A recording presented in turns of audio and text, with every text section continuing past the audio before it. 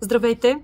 Преди да изляза, бих искала да споделя с вас каква е енергията за днес, 13 декември. Символ на деня са любовта, красотата, изобилието и успеха. Ще е добре да се погрижим за себе си, да си направим маникюр, да отидем на спа или някаква процедура. Можем да направим покупки за наслаждение, като си купим някоя дреха, парфюм, бижутерия или просто любимия чоколад или кафе.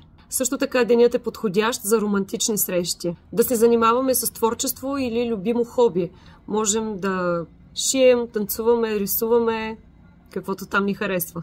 Добре е вечерта да си създадем романтична обстановка с свещи вкъщи. Денят е подходящ за подаряване на подаръци, цветя или просто да декорираме у дома. Днес може да подписваме важни документи, може да продаваме или купуваме недвижимост. Подходящо е времето да започнем нови проекти или да купуваме билети за някоя екскурзия.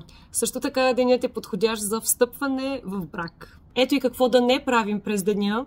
Например, да говорим лошо, да се караме или да сме негативни. Не трябва да отмъстяваме или да лишаваме другите от комфорта им. Не е добре да икономисваме пари на себе си. Не трябва да проявяваме негативно отношение към своето тяло и външен вид. По-добре днес да не проявяваме негативни емоции. Общо взето, подарете си днес колкото се може повече радост, забавете темпото и суетата. Също така забелязвайте чудесата в малките неща. До скоро!